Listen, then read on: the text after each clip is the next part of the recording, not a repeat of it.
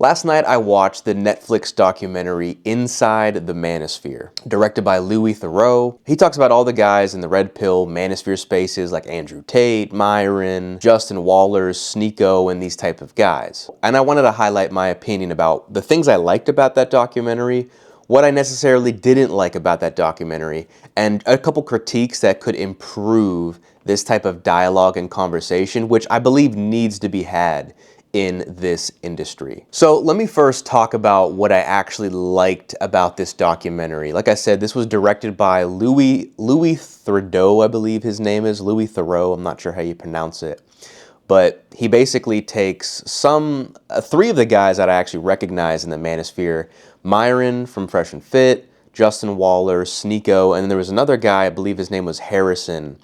HS Tiki Taki, I think, is his social media following. I've never really heard of the guy, but I guess he's from England or something like that. What I liked about this was he didn't really shy away from being in these conversations. Like, he was with all four of those guys. He saw their day-to-day life. He hung out with them. I don't know for how long the actual episode was. What I really appreciated with the way that he approached Harrison in particular, I think it highlighted a bigger problem in young men today as a whole. I think the documentary did a good job of kind of showcasing what the problems were that young men face every single day. And with Harrison, you know, he was very much in pain. With this HS guy, he was really all about some kind of like Telegram group that he put guys in, selling like OnlyFans subscriptions and all this stuff that's very contradictory to the things that he was saying on content and online. And I believe Louis was kind of calling this out, this hypocrisy that I've also called out before as well. And he wasn't afraid to do that. You know, you can see there's multiple scenes throughout the documentary where Louis was confronting HS with a dilemma, and he was presenting like, well, if you don't like OnlyFans models and you think they're disgusting and you think men should stay away from them, which he intentionally says all the time in his content, then why do you go ahead and promote their subscriptions and partner with them and stuff like that? And I think Harrison said something like, well, if I had a gym and there was a donut shop in the gym, it's not my fault that, you know, these people are eating the donuts. You should be working out instead. But it's like, that's such a broken mentality, and it's such a lack of responsibility from not just Harrison, but from all these guys, because they more or less do the same thing. They shame women for being promiscuous. They shame women for having OnlyFans accounts and being these 304s and all that stuff. And meanwhile, they're the same type of people they give platforms to. The Fresh and Fit, like, he brings all these type of girls on his show. And I don't want to hear him say the excuse of like, oh, well, I have every type of girl on there. Dude, you're in Miami. You have some of the worst gold diggers and like very materialistic, superficial women that exist in that part of the world. You invite all of them onto your show and you bash them and you make them look stupid because clearly they're not qualified to debate. Like, you're at a massive intellectual disadvantage when it comes to that stuff. But I think the documentary kind of showed all of just the hypocrisy and the double standards, I guess you could say, that exist in the Manosphere, especially when it came to Myron. Now, I'll get to him in a second, but with Harrison, some of the things that I've noticed with this guy was he was extremely materialistic. Like, every single thing that guy said was about getting clout, getting attention, chasing a bag, you know, getting the most reach and likes and engagement on social media. And I think for me, that was one of the biggest problems that this highlights in the greater scheme of things. That type of stuff is pushed onto young men, and we begin to really look at masculinity as very performative. Like, men are defined by women's attraction, by the amount of money that they make, and by the amount of attention that you can create, the status that you have. And what's really damaging about this type of mentality is, like, men grow up watching this and they think that they're just defined by what they do. Like, their meaning comes from solely of material things that are outside of themselves. And obviously from the Christian worldview, which is what I subscribe to, your inherent value is already taken care of. God gives you value. You are a man put on this earth for a purpose and a meaning to do good works. Now, I believe this whole hedonistic type of mentality is very prevalent in the manosphere, because it's all about acquisition. It's all about achievement. It's all about making money and improving your status and getting attention no matter what really happens. Now, I'm not against some of those things per se. Like, I want to improve my finances. I want you to improve your finances. I want you to be financially abundant. I want you to do something that genuinely lights you on fire. You're a man, you're building things in the world. But what I've noticed specifically with Harrison was just a lack of maturity. You know, these guys don't really think of the consequences that they have with some of the things that they say. They say, well, I say these things about women, or I say these things about different races and ethnicities and all these different things, and they don't take responsibility for the type of audience that attracts. Now, obviously, you can't control everything. Like, people are going to come to your page regardless, but you absolutely do have responsibility for the type of people, the type of rhetoric that you garner in your audience. I always tend to look at the parents in this situation, and that's actually one of the things they showed in the documentary. Is they showed HS's mom, like she was in the documentary, and he was even vocal in saying, like, his mom didn't really agree with his points of view. Like, his mom was pretty much against the things that he stood for, right, wrong, or indifferent. I'm not to say that that's, you know, a good thing or bad thing, because every parent's going to disagree with their kid to some degree. But the fact that, like, she never really, I guess, held him accountable to these things and kind of just let him go unchecked. Like, her excuse was just saying, oh, well, kids are going to be kids. Like, boys will be boys type of thing, right? I mean, I understand that, but if you're, you know, you have an influence. You're influencing millions and millions of people, young men specifically at a time, and you're promoting this damaging language and this damaging rhetoric. That is something that, as a parent, you should be held responsible for the things that your children do like that. Like, if that's something that's like genuinely causing harm and misleading people with different types of information, you definitely play a role in that. Like, by you just brushing it off, saying it's not a big deal, whatever, you know, you do definitely take some responsibility. Now, one of the things I've noticed with Harrison was really his upbringing. And you kind of see this across the board through all these guys, which I'll get into in a second. They all come from broken homes. You know, the father wasn't around, or in Harrison's case, he had a professional athlete as a father. He was a pro rugby player, but his father ignored him. Like, he wasn't really in his life. And he didn't talk too much about it in depth, but you can clearly see throughout the documentary that this was weighing on Harrison for probably the majority of his entire life.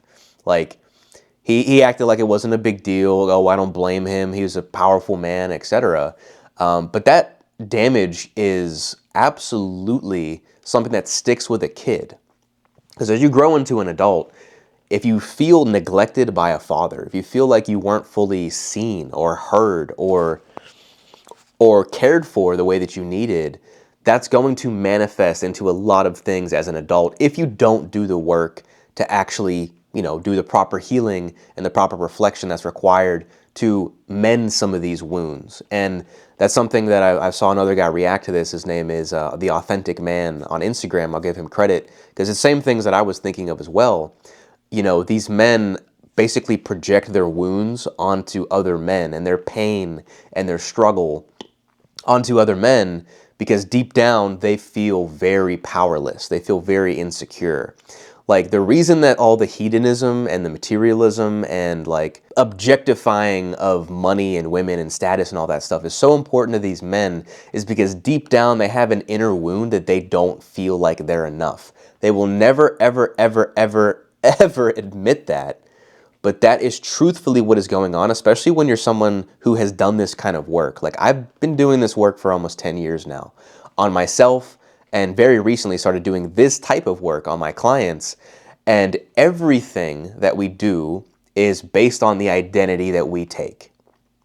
Is based on the identity that we believe about ourselves. If we deep down, even if it's subconscious, believe that we're no good, or we believe that we're not attractive, we believe we can't do these things, you're going to project that in your habits, whether you like it or not, because you can stack all the money in the world that you want on top of that. You can stack all the women that you want on top of that, all the the cars, the clothes, and the lavish lifestyle, if you put that on a foundation of a man who truly believes that he's not good and truly believes that he's not worthy, that he needs things to justify his worth, everything that you can acquire in the world will never fulfill that space. Yeah, just honestly, the more I learned about Harrison's story, the more I felt bad for the guy. Like, he was clearly doing things for attention. He was doing things because he wanted validation from other men.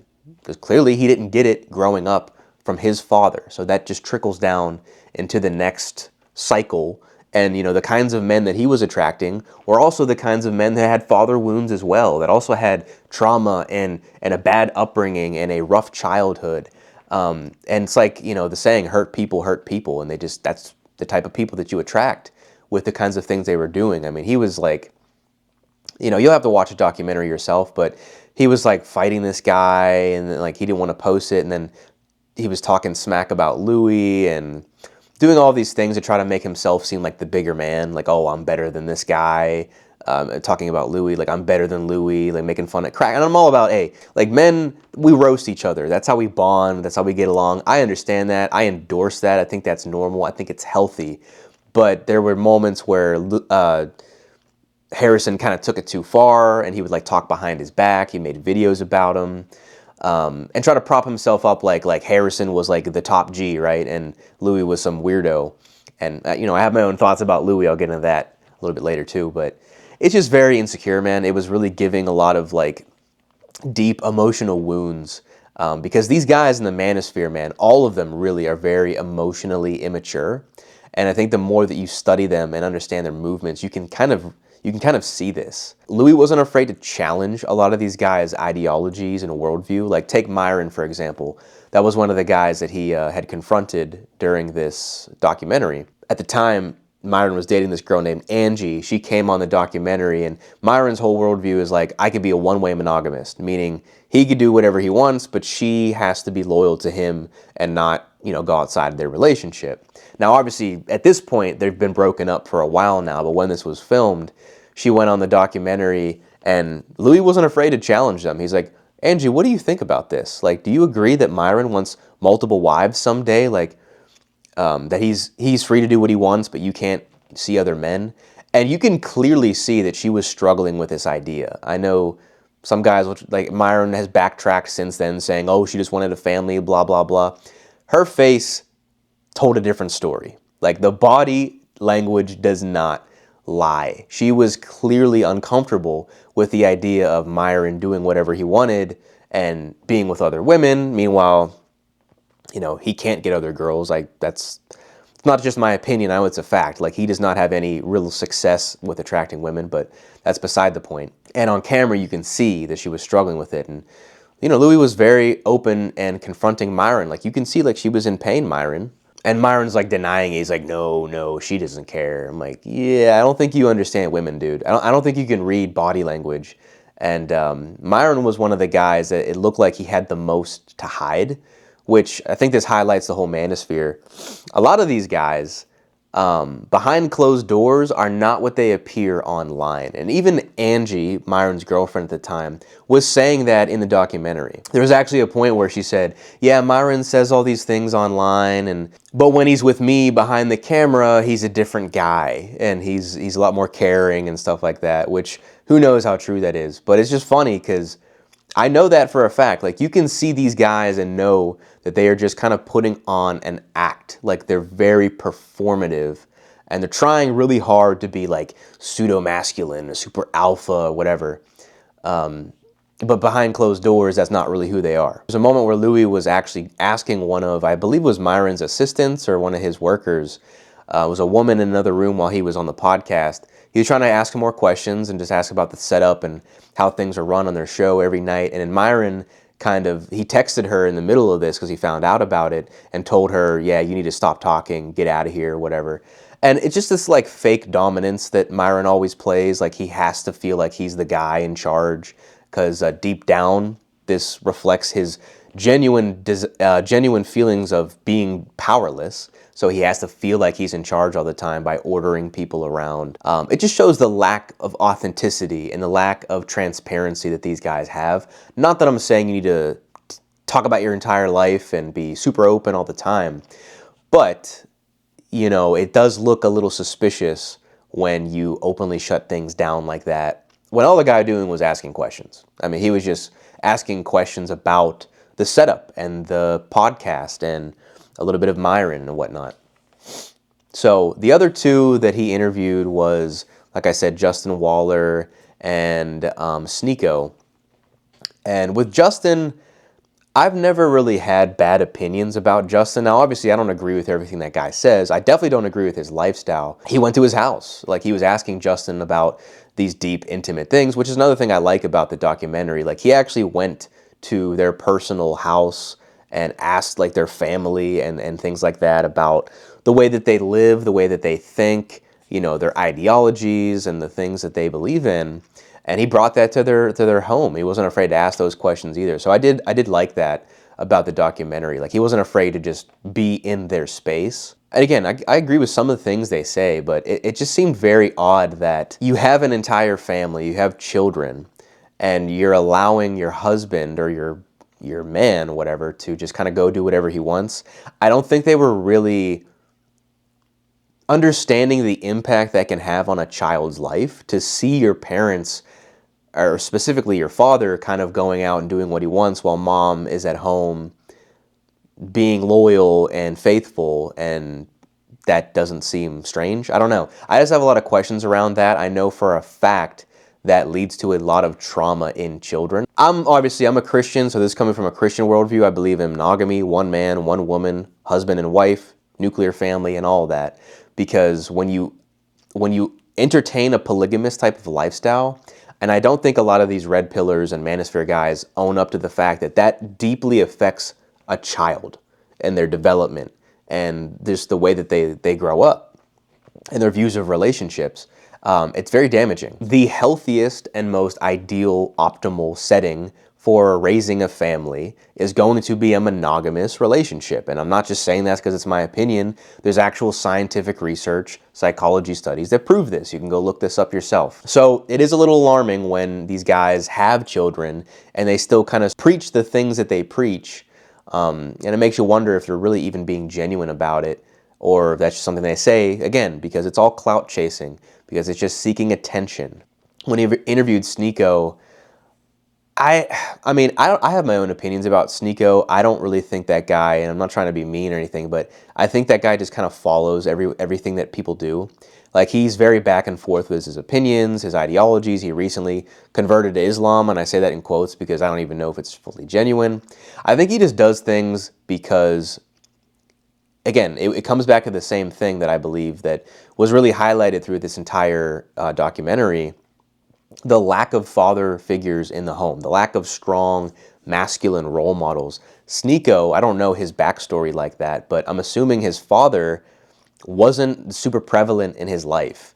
And he goes to these guys like Myron, and now him and Tate and all of them are beefing apparently, but he goes to them and he latches on to their belief system. He latches on to what they do and how they live and what they think, because he's longing for a sense of community. He's longing to fit in, his belonging. So I do feel bad for Sneeko in some sense, but I'm not saying that absolves him of responsibility, because I know he said some pretty inflammatory and crazy wild things before as well. So he's fully responsible too. But one thing I didn't like was Louis was kind of asking a weird question around the way that the world was structured, because they all talked about like the Matrix. That's like the main thing these guys talk about is the Matrix, and how the world is run by the elites that have not your best interest in heart. They have all the money and they're kind of satanic. And as we know now with the Epstein files, fast forward a year later, I mean, that is true. Like the world is basically run by an evil cabal of men, mostly powerful, rich men who abuse their power and are satanic pedophiles because they're all in the Epstein stuff. But when he said that in the documentary, Louis was like, no, that's not possible. No way. And I'm like, come on, man. Like, you can't be that naive. And not to say that everything Sneeko says is true, but it's like, dude, that clearly is real.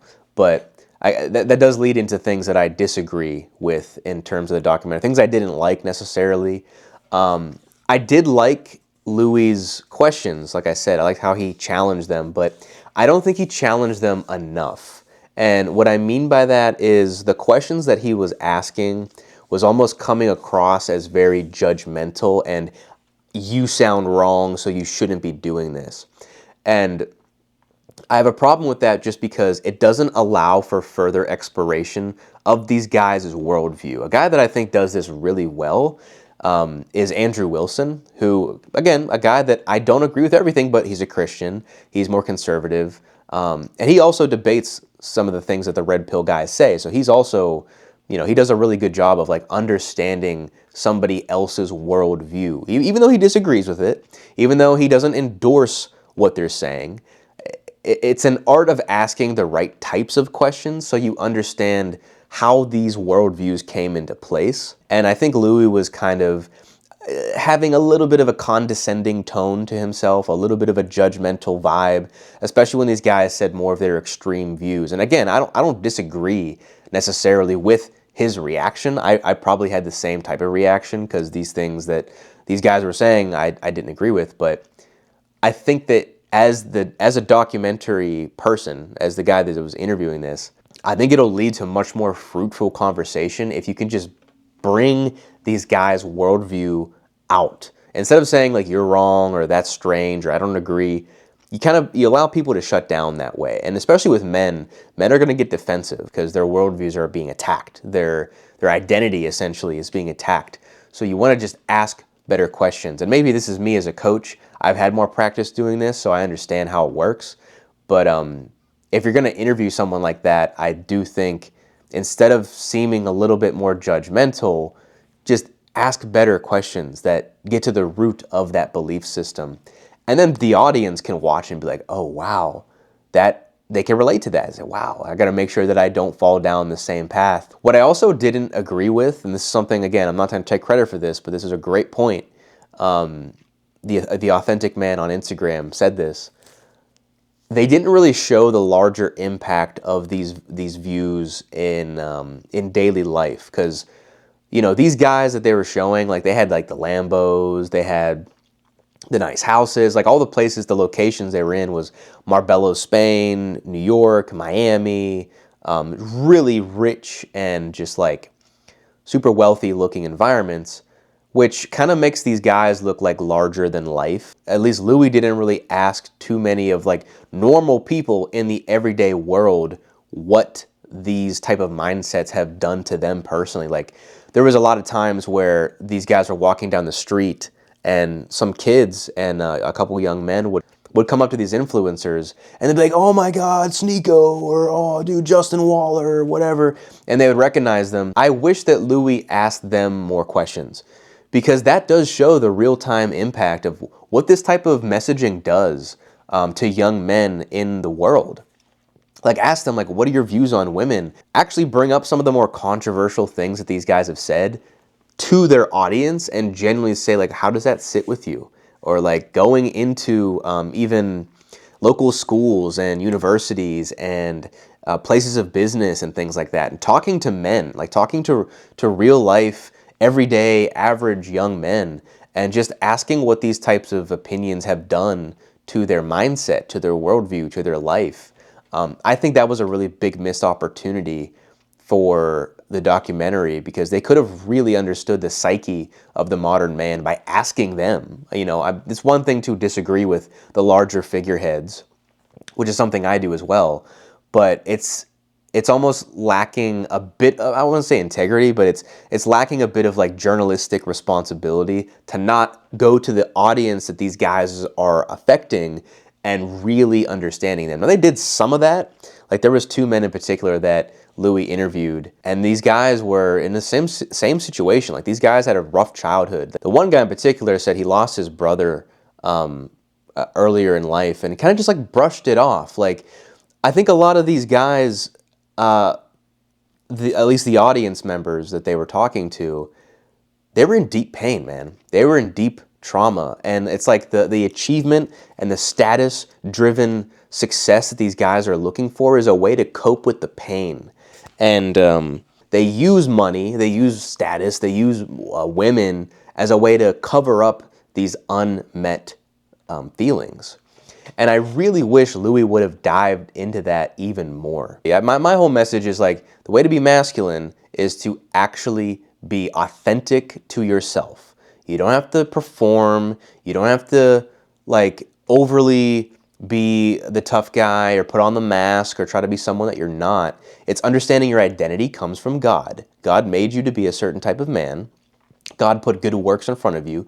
You have a purpose. I think this highlights another problem, not necessarily that I had with the documentary itself, but these Manosphere guys, is they were all very spiritually dead. Like everything they were talking about were tangible things.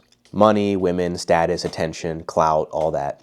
None of that was the deeper things that a masculine man should concern himself with. Depth, purpose, meaning, fulfillment, legacy, family. Obviously, a lot of these guys are against marriage and having families, and I think everything they do is very much counter to the things that they talk about. Take Myron and take Justin Waller and stuff, for example. They've said things about the nuclear family that's something I actually agree with. They say the nuclear family is a great way, and the only way really, to build a powerful, strong community and family structure and a world, which is true. But then you're going and living the opposite of what you preach. Like you have an open relationship, your girl can't do anything, but you can see whoever you want. You're actively contributing to the, you want to call it hoflation or the 304s or whatever. You're basically creating the environment that you're trying to lead men away from. That is very much hypocritical and not taking responsibility for your actions. All of these guys really are hypocrites to a degree. They're all very counterproductive to the worldviews that they hold. I really wish that Louis, I don't know his religion, I don't know his faith or anything like that, but if it was me, I would really want to dive into the faith thing. Like, and obviously Sneeko talked about it the most. He's Islam now. Even in that, I don't think he really approached it with a sense of like masculinity is like you have an assignment that God has given you and you have a purpose, and every man has a purpose, and your life has inherent meaning and value just because you're created in the images of God, and now you have things to do in life to glorify Him and His name. And every guy has this. Every guy has an assignment. We are the leaders and the builders.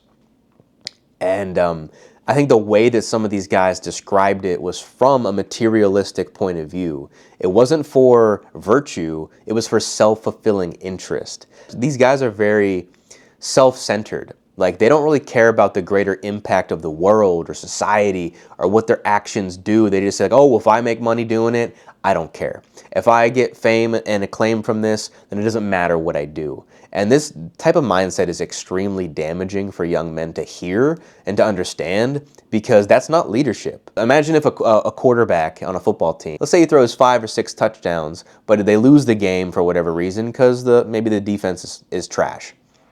And a guy goes, well, we lost the game, but hey, I did great, so that's all that matters. Like, are you going to follow that guy? No. He's not a leader. Again, I don't know Louis' faith. That's something that I would have done differently if I did this type of documentary.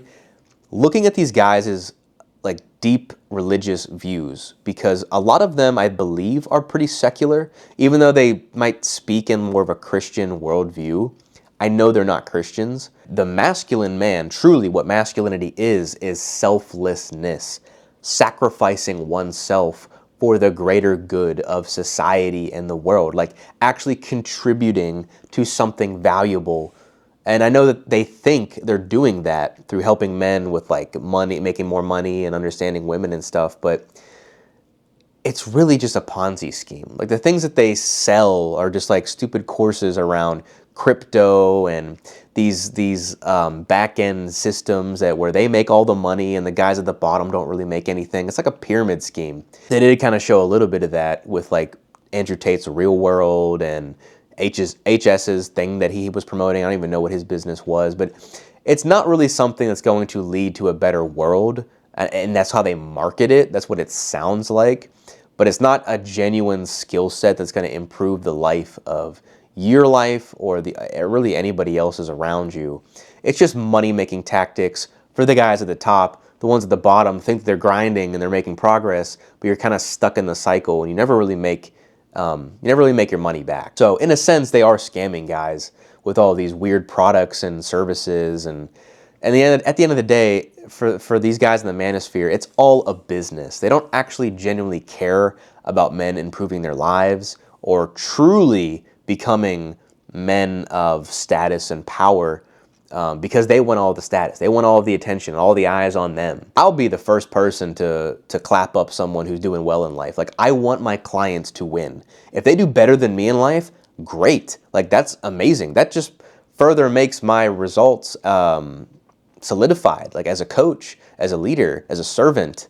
Like, that's what a man is. He's a humble servant to those around him. He's building up others. He doesn't have to make others feel small so he can be large. I don't know, man. It's just very backwards. All in all, again, it was a very interesting documentary. It's pretty uncomfortable to watch, honestly. It was just kind of like, you know, it kind of made me a little nervous with like how this affects the future of young men in society, especially in America and the West.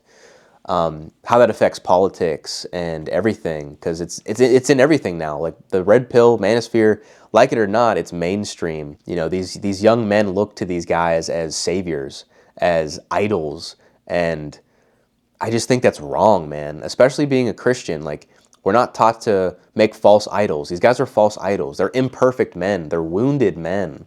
All these guys in the manosphere are hurt men, fatherless a lot of the times men. And it's like the blind leading the blind, you know, just because the guy has status and he has a great physique and he has a lot of women, they think like that is everything you'll ever need in life. And just, that's not what life is about, man. It's really not. That's not what manhood is about. And I just think these guys are perpetuating this cycle of pain and trauma and hurt that these guys have felt in their early childhoods and putting that onto the next generation of guys that are in a similar spot. Like, they're not really helping them out. They're just kind of in an echo chamber of other traumatized men. And it's sad, man. It's sad to see. My hope is with my channel and the guys that are genuinely doing good work out here, because there are some really great coaches out there, and I don't really consider myself in the manosphere, but I care about you as a man watching this. I care about helping men in society. I care about helping future families. I care about supporting women. I care about creating families. I care about society and humanity at large. I'm trying to do this for the betterment of the world. So that's really what I believe. If you empower men and heal men and removing all the limiting beliefs that you think that you are, all the shame you're carrying, the guilt you're carrying, the person that you think you need to be because you saw this guy online, I just want to help remove that mask, remove that fake personality, that fake identity, and get you tapped back in with who you really are meant to be and the work you're actually called to do in this life. So you can eventually attract a healthy woman, a healthy relationship, and start a healthy family if that is something that you desire to do. That's my intention. That's what I try to do with my clients. That's what I am doing with my clients. And that's what I think is going to separate me from all these weirdos in the manosphere. Because I have a belief that the cream eventually rises to the top. There's only so long that we can keep listening to some of this extreme rhetoric and divisiveness that exists in this space. Eventually the pendulum's going to swing for balance. And that's really where I believe people like me come into play. I'm just not extreme with my takes. Some people might think I'm extreme. I just follow the world from a biblical point of view now that I've been a lot more immersed into my faith, and that is completely bleeding into masculinity in the ways that I believe a man is supposed to be and who he's meant to be. I recommend you go watch it if you haven't seen it. It's on Netflix. It's about a 90-minute watch, so it's not super long, but let me know what you think about it. You know, these are just my opinions. Let me know if you did see it already, what you think about it, and give this video a thumbs up if you enjoyed the content so far. Subscribe to the channel if you're new here, and if you want to work with me personally, I only take on a select number of guys at a time. So if anything I said here resonates with you and you want a mentor, you want a guy in your corner, help you really become the man that you say you want to be without putting on an act, without performing like a lot of these red pill guys will tell you to chase the bag, chase the money, the status, the attention, something that's genuinely going to fulfill you in life and give you deep purpose and meaning. If that's something you want to do and you're sick of the red pill stuff, check out my link down below. Again, I only have a couple slots open. I work with maybe 5 to 10 guys at a time. So if you're interested, click the link down below. Ask me a question on Instagram as well. I'm active on there every day. If you want to have a challenge, you have a problem that you want to get some clarity around, feel free to ask me anything. I'll leave my link down below as well in the description. And that's pretty much it. I hope that you appreciate my analysis, my breakdown of this documentary. It's a good watch. I recommend you check it out. It was definitely an uncomfortable watch too, just because of the reality of the situation and the reality of where we're heading as a society. But I'm not doom and gloom. Like, I'm not going to say everything's lost. Like, I think it comes back to men that care about virtue, that care about faith, that care about depth, that care about purpose and meaning and humanity and families and everything. That you have enough guys that believe in that and push that and fight for that and call out this weirdo stuff in the Manosphere and the Red Pill. I think we're going to be fine. Because those are truly the leaders, the protectors, and the providers in society. When you can be a good man that is also good at being a man, and you're not like this wimpy nice guy or an extreme toxic red pill guy, you know, that's the best of both worlds. And I don't think there's any other man that in history that exemplifies that more than Christ. And again, I'm a Christian, so that's my worldview. So I just believe that's the truth. So I've yapped long enough. So I hope you have a great rest of your day, bro. I will catch you in the next video. Peace.